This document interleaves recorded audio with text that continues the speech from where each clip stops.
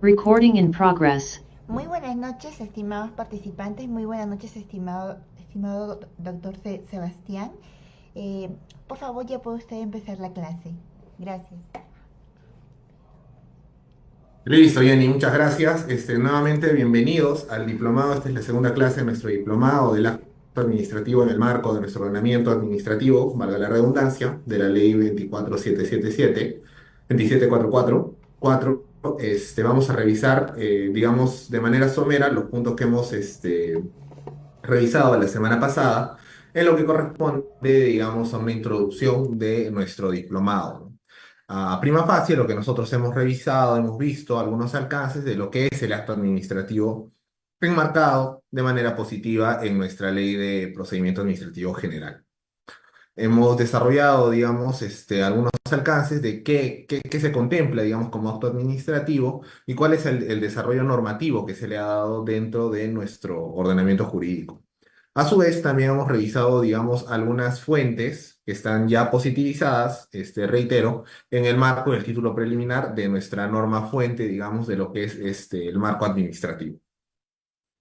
Dentro de las diferentes fuentes hemos revisado fuentes normativas, fuentes constitucionales, y hemos llegado hasta las fuentes, digamos, que vienen a ser los principios rectores en el marco administrativo, ¿no? Hemos mencionado, digamos, de manera mucho más puntual, mucho más específica, que los principios de los procedimientos, o los principios, mejor dicho, en su generalidad, los principios rectores del derecho, son, digamos, una suerte de reglas que van a enmarcar, van a, digamos, marcar directrices para las reglas, estableciendo finalmente mecanismos de interpretación, mecanismos de compensación, digamos, para llenar diferentes vacíos, orientados, digamos, a darle un sentido a diferentes normas y en sí mismo, digamos, dirigidos para que los operadores del derecho, como nosotros los abogados, tengamos un mayor alcance y, digamos, le vamos a dar un sentido mucho más adecuado al caso en concreto,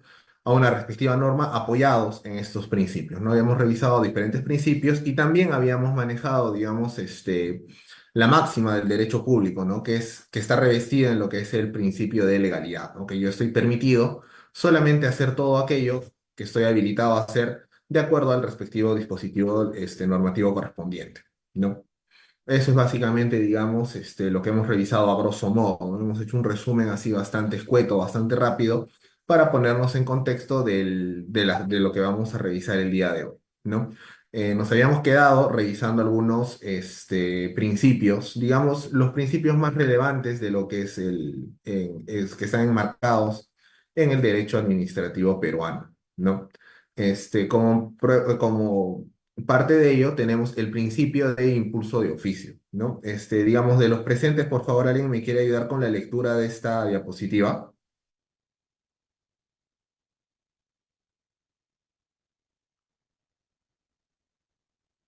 A ver, recordemos, por favor, que la idea no es que yo haga un monólogo tampoco, sino es que, digamos, intervengamos en las clases, compartamos opiniones entre diferentes situaciones para que hagamos más dinámica también, y más llevadera las clases, ¿no?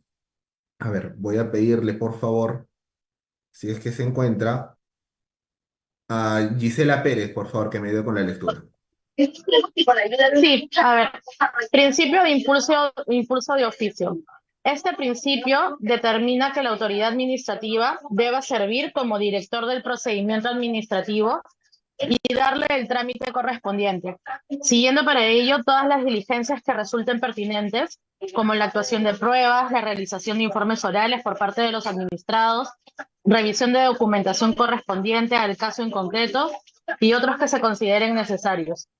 Cabe resaltar que, de acuerdo con la Ley de Procedimiento Administrativo, esta actuación de la administración pública debe ser de oficio, siendo que para ello no resulta necesario que un interesado en el procedimiento administrativo solicite que se le dé el adecuado trámite al mismo. Listo, muchas gracias, Gisela. Sí, básicamente lo que nosotros, digamos, se busca a través del principio de impulso de oficio es que la administración actúe como el director, digamos, como el órgano central, como el propulsor del procedimiento administrativo, dirigido, digamos, a tutelar un determinado interés o un determinado derecho de los administrados, ¿no? En caso que, digamos, el procedimiento administrativo esté orientado también a establecer un gravamen, establecer una carga o una obligación respecto de algún administrado, la idea también es que la propia administración se encargue de manejar adecuadamente todos los trámites respectivos a las actuaciones necesarias para darle curso a este procedimiento administrativo el cual ha iniciado, ¿no? Recordemos también que los procedimientos administrativos pueden ser iniciados de oficio o a pedido de parte, ¿no?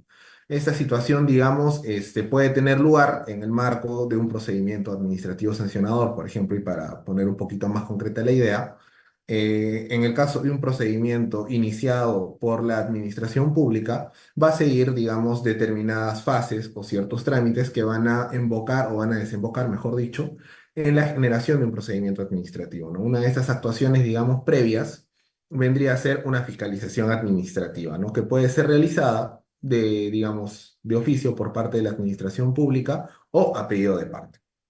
A pedido de parte, digamos, va a tener lugar cuando un administrado, haciendo, digamos, este ejercicio del derecho de petición administrativa con el que cuenta, va a recurrir a la administración pública y finalmente va a solicitar que se investigue, que se supervise, que se realice una acción de fiscalización respecto de determinada situación que podría configurar una determinada inconducta o infracción, ¿no? Entonces, digamos que incluso si el procedimiento administrativo es iniciado a pedido de parte o de oficio, la administración pública siempre va a actuar de director, de impulsor de este procedimiento, ¿no? Porque se va a ver envuelto, digamos, inmiscuido un interés o un derecho por parte de la administración pública o incluso del administrado, ¿no? En el caso de un interés de la administración pública sería sancionar al administrado que ha incurrido en una infracción, ¿no? Y en el caso de tutelar un interés o un derecho del administrado, digamos, sería satisfacer la petición que se le ha realizado, ¿no? Por ejemplo, en el caso el caso más común que siempre se ve, ¿no? Solicitar una licencia de funcionamiento, ¿no? Entonces, digamos que la administración en ambas situaciones, ya sean procedimientos iniciados de oficio o iniciados a pedido de parte, van a darle el trámite correspondiente, ¿no? Entonces, lo que nosotros necesitamos, digamos, consolidar también es que, como les había mencionado anteriormente, el principio de impulso de oficio y todos los demás principios se encuentran en una suerte de concatenación, ¿no? En que todos, digamos, van a tener un funcionamiento orgánico justamente para enmarcar la actuación de los administrados y la actuación administrativa, ¿no? Entonces, el impulso de oficio, a su vez, va a estar concatenado, digamos, directamente con el principio de debido procedimiento, ¿no? Porque lo que se busca a través del principio de debido procedimiento, y el cual ya hemos conversado la semana pasada, es, digamos, que se reduzca al margen mínimo, digamos, o a un margen cero, la actuación arbitraria de la administración pública, ¿no? Lo cual podría finalmente generar daños en la esfera jurídica de los administrados, ¿no? Entonces, digamos que justamente para que exista una decisión motivada, una decisión no arbitraria frente a los administrados, la administración pública tiene que darle el trámite correspondiente, incluso si dicho procedimiento administrativo no fue iniciado de oficio, ¿no? No fue iniciado, digamos, de propia decisión de la administración, sino incluso cuando ésta fue iniciada a través de una denuncia administrativa que, digamos, es una de las diferentes formas que reviste el derecho de petición administrativa y finalmente sería ese procedimiento administrativo iniciado a pedido de parte, ¿no? Como uno de los principios medulares también del derecho administrativo, en su generalidad, tenemos el principio de razonabilidad, ¿no? Antes de dar lectura a la lámina, vamos a revisar un poquito, a grosso modo, también de lo que es el principio de razonabilidad. Nosotros habíamos mencionado que justamente los principios del derecho administrativo funcionan en una suerte orgánica, ¿no? Digamos que todos coexisten en una situación armoniosa que permiten el adecuado funcionamiento de la administración pública, ¿no? Y por consiguiente, que todas las reglas, todas las normas que puedan existir en el marco administrativo, tengan un adecuado funcionamiento. Tanto así que no van a vulnerar derechos de los administrados y van a limitar también la acción de la propia administración, ¿no? Manteniéndola digamos, en un espacio en el cual no van a generar acciones arbitrarias, acciones sin la debida motivación, acciones fuera de la norma, diferentes acciones que finalmente pueden afectar de una manera negativa a los administrados, ¿no?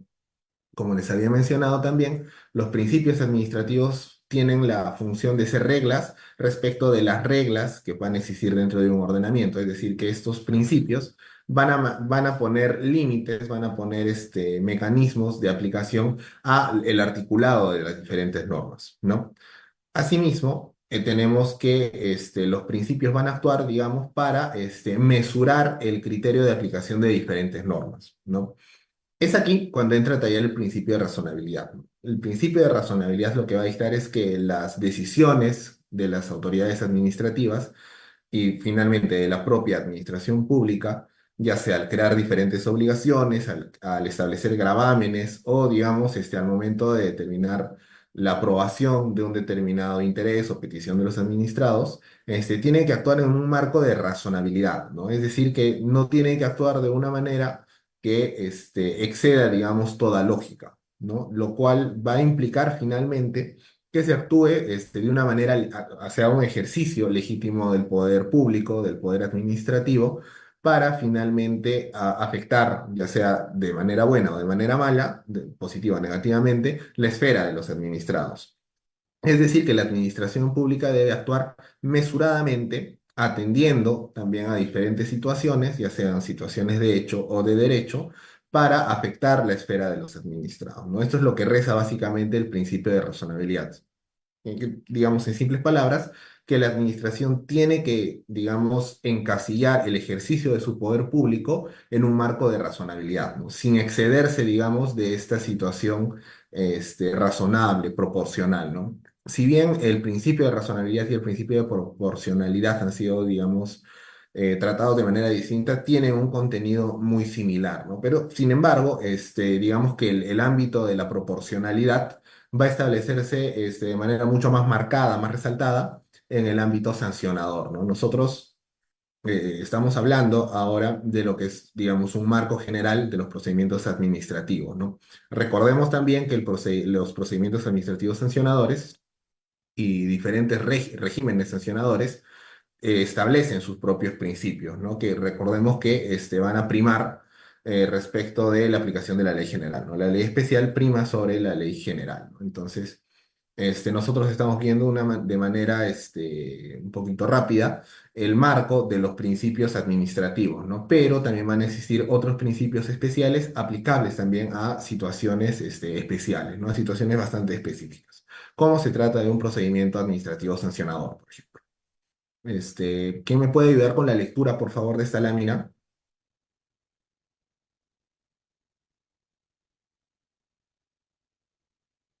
Nicole, por favor, ayúdame con la lectura. Principio de razonabilidad. Sobre el particular, tenemos que las autoridades administrativas, al crear obligaciones o establecer restricciones a los administrados, deben observar una actuación razonable, lo cual implica que sus actos sean emitidos de manera legítima, dentro de las potestades conferidas, así como justa y proporcionalmente de acuerdo a las finalidades perseguidas. En tal sentido, la razonabilidad se caracteriza por la exigencia de una motivación coherente de la decisión que impone una carga o gravamen, basada en los principios generales del derecho de los propios del derecho administrativo, las normas correspondientes y los fines en que se hubieran justificado el dictado de la normativa aplicable al caso. Así las cosas, todos los actos estatales que produce la administración pública han de contar con un fundamento de legalidad y a la vez de razonabilidad, justicia, fundamento este último que rige para toda actividad administrativa. Listo, muchas gracias, Nicole, por la lectura. Y efectivamente, ¿no? Como habíamos mencionado, la razonabilidad, digamos, va a significar un límite para la actuación administrativa, ¿no? Para el ejercicio que puede tener finalmente la administración respecto de las propias atribuciones y facultades de las que goza, ¿no? Esto también, digamos, va a resaltar la concatenación de la que hablábamos, ¿no? Porque el principio de razonabilidad va a ir atado, digamos, del principio de debido procedimiento, ¿no? No podemos hablar de un debido procedimiento sin que exista una actuación razonable por parte de la administración, ¿no? La idea del principio de debido procedimiento, porque digamos, el principio de debido procedimiento, para empezar, es un principio contenedor de diferentes derechos, ¿no? Estos diferentes derechos, lo que van a hacer finalmente es proteger, tutelar que la administración actúe debidamente motivada y se reduzca el espectro de arbitrariedad, ¿no? En pro, digamos, en beneficio de los administrados, ¿no? Entonces nosotros al hablar, digamos, de esta acción de obtener una debida motivación basada en fundamentos de hecho, en fundamentos de derecho, en actuar, digamos, en el marco establecido de las normas, entre otras cosas, vamos a actuar de una acción, de un desarrollo de las facultades de la administración pública razonable, ¿no? Porque no va a exceder, digamos, lo dispuesto en la norma que le da las facultades a la entidad administrativa, así como tampoco, digamos, vamos a hallar una vulneración en la propia, en los propios administrados, ¿no? En las propias esferas jurídicas de los administrados. Vamos a encontrar también una actuación, razonable cada vez que la administración obtiene una decisión motivada y la plasma en un acto administrativo, ¿no? Siempre basándose en hechos de derecho y finalmente en hechos fácticos que van a establecer, digamos, la directa responsabilidad de un administrado o finalmente van a librar esta responsabilidad a un administrado, ¿no?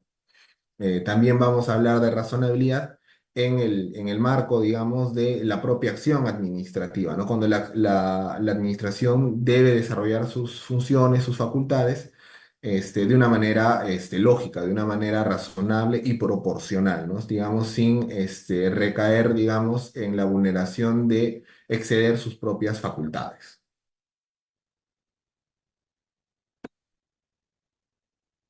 El principio de imparcialidad va a recaer directamente en la conducta que va a tener la administración pública respecto de sus administrados. Nosotros habíamos hablado la semana pasada de una condición que tiene la administración pública, ¿no? Que digamos es muy diferente a la condición de la cual puede existir en el marco del derecho privado y más específicamente del derecho civil, ¿no? A lo que me quiero referir es a la relación, a la situación de la igualdad de partes, ¿no? En el marco del derecho público, del derecho civil, no vamos a hablar de una relación igual, ¿no? No nos vamos a encontrar en una situación, digamos, en una relación de paridad porque el Estado, y más precisamente la administración pública, va a revestir una situación exorbitante frente a sus administrados, ¿no? Justamente porque es la administración pública la cual va a perseguir a través del ejercicio de todas sus facultades la concreción de una finalidad pública y finalmente del interés público. Esta acción enmarcada, digamos, lo que va a buscar es que se concreten diferentes situaciones, ¿no? En pro de todos los administrados, ¿no? Entonces, al momento nosotros de hablar de este principio de imparcialidad, lo que va a hacer finalmente la administración pública es actuar de una manera imparcial justamente porque no se encuentra en una posición, digamos, similar a la de sus administrados, ¿no? Al momento de hacer el ejercicio de esta función pública, de esta función administrativa, va a gozar de una posición diferente, por lo cual debe darle un tratamiento de paridad, un tratamiento de igualdad a todos sus administrados, ¿no? Digamos, sin recaer en una situación de discriminación, de un trato diferenciado, injustificado, ¿no? Ahora, hablemos un poco de la discriminación y del trato diferenciado, ¿no? Digamos que la discriminación va a ser un trato diferenciado, injustificado, ¿no? Va a ser un trato diferenciado negativo. ¿Por qué? Porque digamos que el trato diferenciado, propiamente dicho, va a resultar positivo y no va, digamos, tener una incidencia negativa, porque este trato, de acuerdo a lo que menciona el Tribunal Constitucional, va a estar basado en diferentes situaciones que van a darle, digamos, a la administración razones para tratar de una manera diferente a un administrado de otro, ¿no?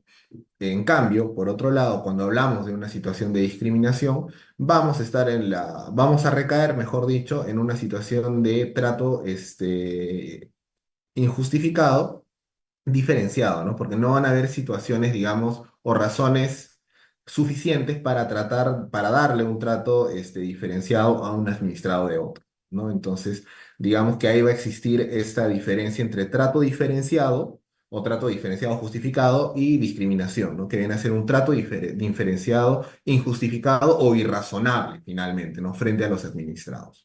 ¿No? Entonces, lo que nosotros vamos a querer también es que exista una situación finalmente de igualdad entre todos nosotros los administrados y no exista tampoco un privilegio de cualquier administrado frente a otro, facilitado por la administración. Sí, Nicole, cuéntame. Doctor, y una consulta, en el caso de que exista una diferenciación de trato hacia una parte del administrado, ¿qué podríamos hacer con la administración si vemos ese tipo de casos?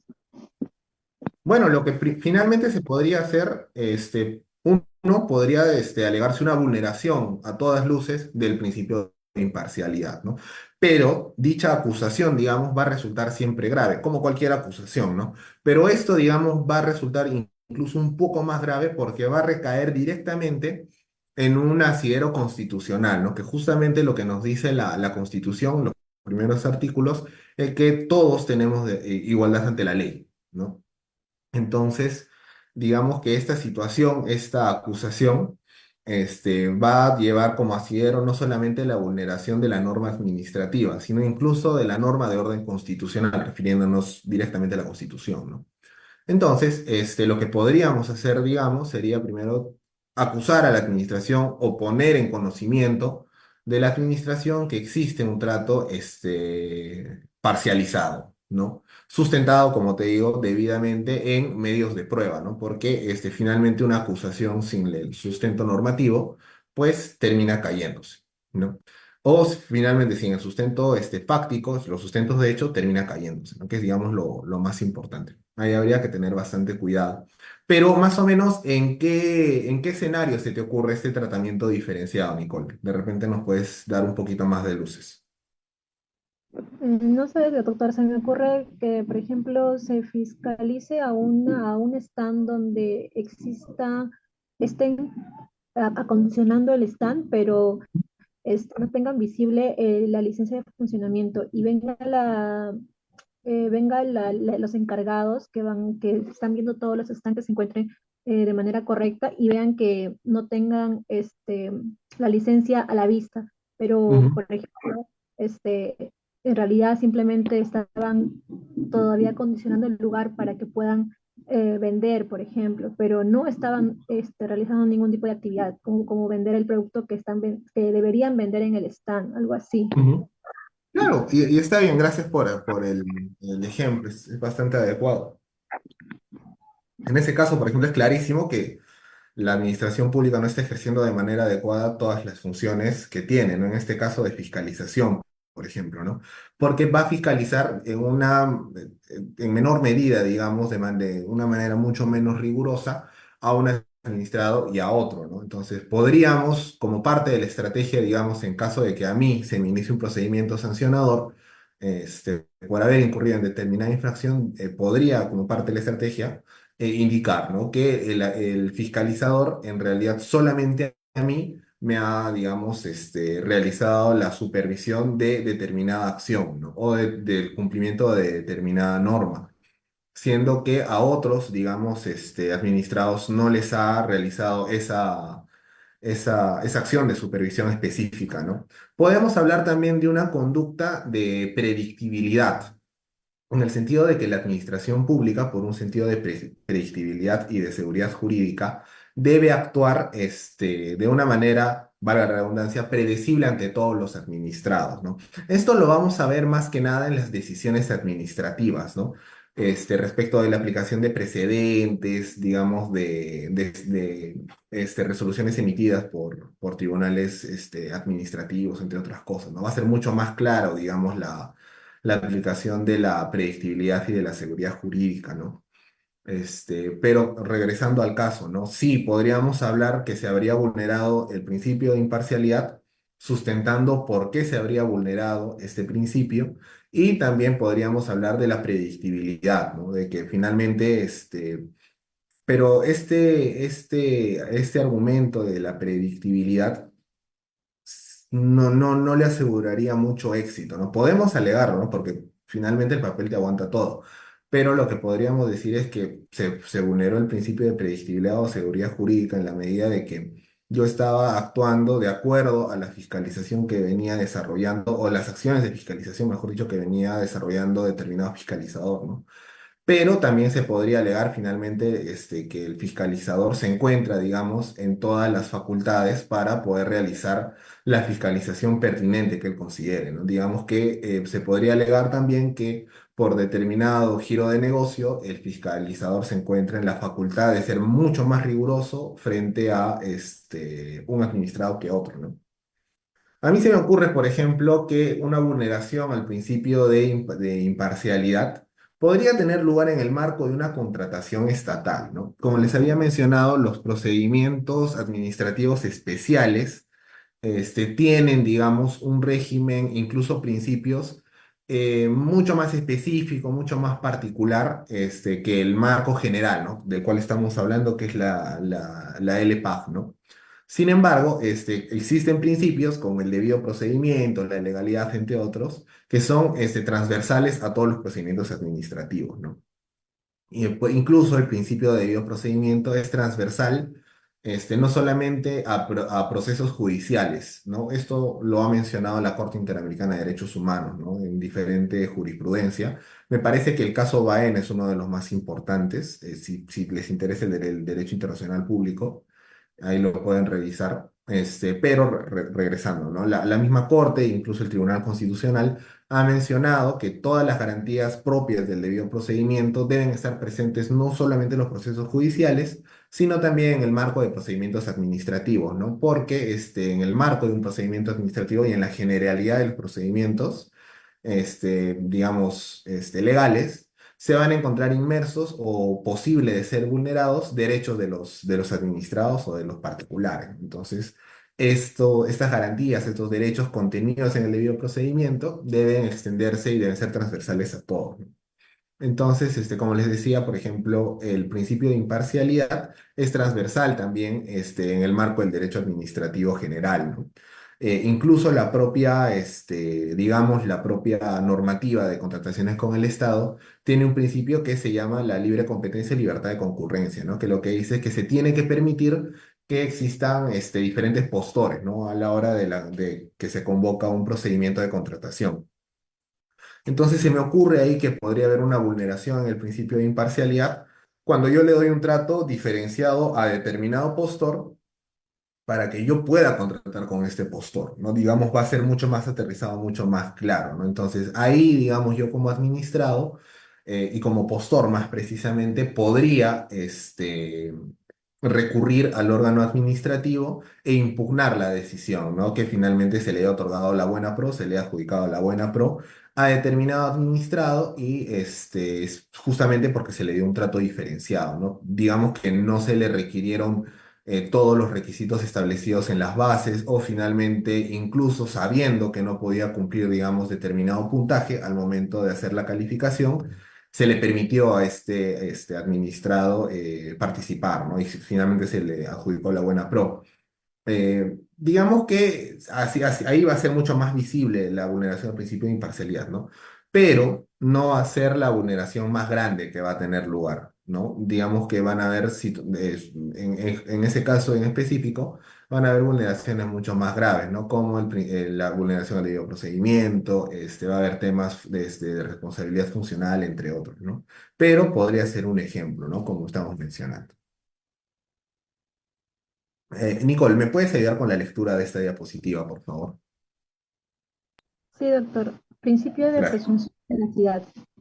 De acuerdo con lo señalado en la Ley del Procedimiento Administrativo, el principio de presunción de veracidad determina que durante el curso de un procedimiento administrativo, las actuaciones de los administrados referidos a declaraciones, documentación presentada, pruebas ofrecidas y otros similares deberán ser consideradas como verdaderas, en tanto que la comprobación de la veracidad de estas podría significar una demora en la tramitación del procedimiento administrativo.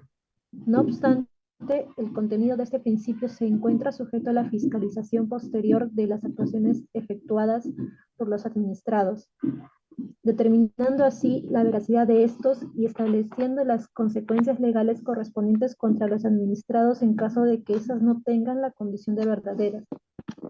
Gracias, Nicole. Como ustedes habrán visto en muchos casos, en muchos procedimientos administrativos, este de los que imagino habrán sido parte o han escuchado por ahí, la administración pública lo que va a hacer es recibir la documentación actuada, facilitada por el administrado, y va a considerar de plano que esa documentación es verdadera, ¿no?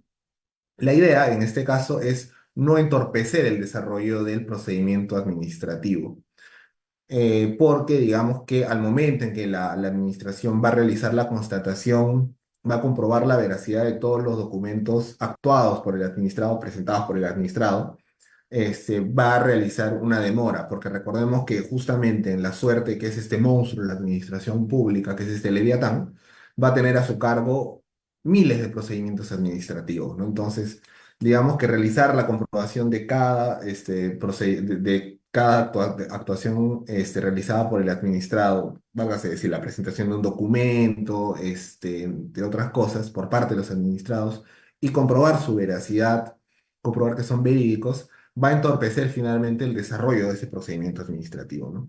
Por lo cual, la administración pública se ha decantado por realizar una fiscalización posterior, ¿no? Esto ocurrió muchas veces.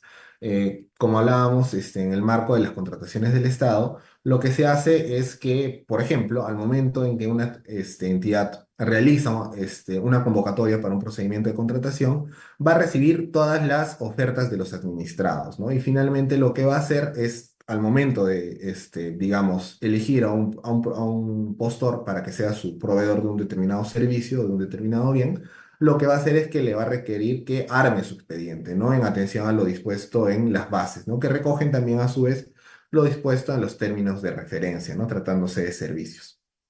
Entonces lo que van a hacer es armar todos, digamos, este expediente, este legajo documentario, y van a presentar determinados documentos, ¿no? Nos ponemos en el caso de nosotros que somos abogados, en el requerimiento de un servicio de defensa o de asesoría legal, para determinado servidor público, ¿no? Funcionario público. Entonces, lo que vamos a hacer, yo como entidad haría, sería requerir, por decir, abogados expertos en derecho penal, y voy a generar, digamos, personal clave, ¿no? Que eso, digamos, en el marco de contrataciones del Estado es personal que es indispensable justamente para llevar a cabo el procedimiento de contratación, ¿no? Puedo mencionar, por ejemplo, que mi personal clave podría ser un abogado con 20 años de experiencia desde que se colegió, que tenga estudios de maestría y tenga una especialización, se me ocurre. Y que tenga, por decir, 15 años de experiencia en la rama penal, ¿no? En la rama penal y procedimental penal. Entonces, ahí tenemos ya mi personal clave, ¿no? Y obviamente el postor tiene que acreditar que su personal clave cuenta con todas las características que acabamos de mencionar, ¿no? Entonces tiene que adjuntar certificados de estudios, tiene que adjuntar copia, digamos, del título profesional, del título de maestría, de la habilitación en el colegio de abogados respectivo, entre otras cosas, ¿no? Lo que va a hacer la administración pública es revisar, ¿no? Si cumple, digamos, con todos los requisitos que yo le he pedido, y finalmente lo que va a hacer es adjudicar la buena prueba, ¿no? Sin embargo, en el marco de sus facultades, la administración pública lo que va a hacer es realizar una fiscalización posterior para determinar la veracidad de estos documentos, ¿no?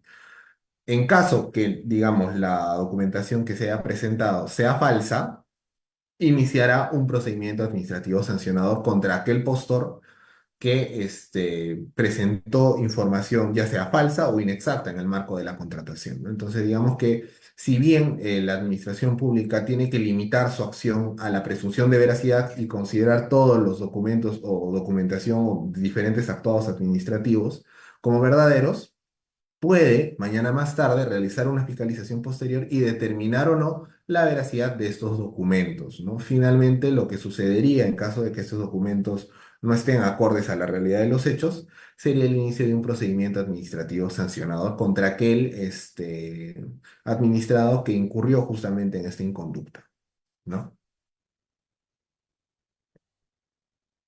Aquí tenemos, a ver, vamos a revisar cuántos faltan para avanzar un poquito. Ya, vamos a tocar el principio de verdad material. El principio de verdad material lo que menciona es que nosotros, finalmente, como administrados, podemos actuar y podemos presentar toda la documentación y todas las pruebas, que estén a nuestro alcance.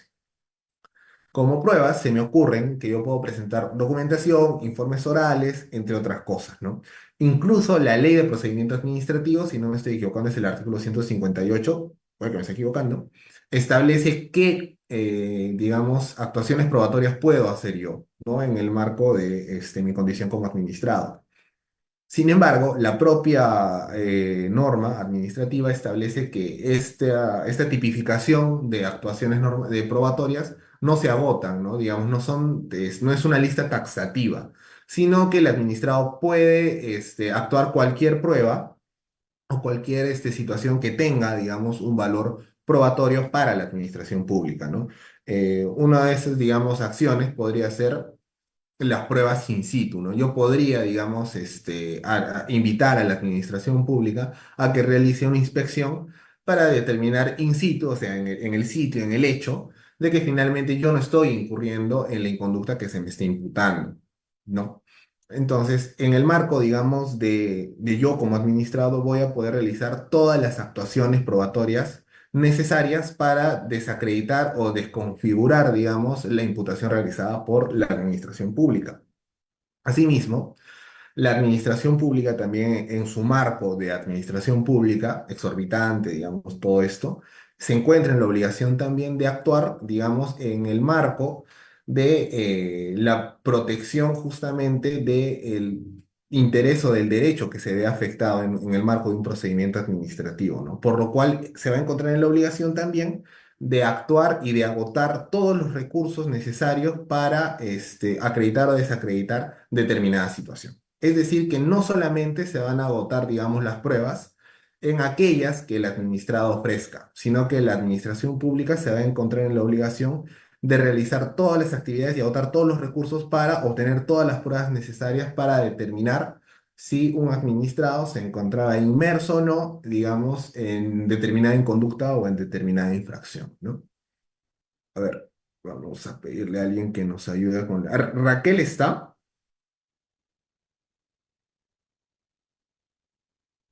Raquel Soto está. Sí, doctor, buenas noches. ¿Qué tal? Buenas noches. Ayúdame con la lectura, por favor, de la lámina. De acuerdo. Ujú. Principio de verdad material. La administración pública debe verificar plenamente los hechos que sirven de motivo a sus decisiones, para lo cual deberá adoptar todas las medidas probatorias necesarias autorizadas por ley, aun cuando no hayan sido propuestas por los administrados o hayan acordado eximirse de ellas. Sobre este particular, el principio de verdad material busca que la administración pública constate de manera cabal los hechos sobre los que basa sus decisiones, sobre las que las motiva, empleando y agotando así todas las medidas de las que disponga para estos fines, aun incluso cuando los administrados no hayan actuado determinados medios probatorios dentro de las actividades de instrucción del procedimiento administrativo. Muchas gracias, Raquel. Y sí, esto va de acuerdo a lo que mencionábamos, ¿no? Esto va acorde, digamos, o sigue la línea de lo que mencionábamos. Porque la administración, al momento de adoptar determinada decisión, revestía como un acto administrativo, que recordemos va a alterar la esfera jurídica de los administrados, tiene que efectuar la motivación adecuada, la motivación suficiente para que este acto administrativo no resulte arbitrario, ¿no? Aquí hablamos, por ejemplo, ya estamos concatenando este principio de verdad material con el debido procedimiento, con la razonabilidad, entre otros que hemos visto, ¿no? El impulso de oficio. Entonces, la idea es finalmente que la administración no solamente observe o cuente con los medios probatorios ofrecidos por el administrado, sino que agote todos los recursos con los que cuenta para, digamos, obtener los medios probatorios respectivos, la actuación probatoria suficiente para motivar adecuadamente este acto administrativo y exteriorizarlo en el marco del ordenamiento jurídico para que afecte al administrado, ¿no? Entonces, Vamos a hablar de verdad material cuando no solamente la acción administrativa va a agotarse en considerar los medios probatorios actuados por los administrados, sino vamos a hablar del principio de verdad material cuando la administración pública se encuentra en la obligación también de agotar, digamos, todos sus recursos para motivar de manera suficiente determinado acto administrativo, ¿no? No solamente se va a agotar con la actuación de los administrados, sino también con su propio accionar como administración pública. El principio de celeridad, a ver, vamos a ver. Sí, está perfecto.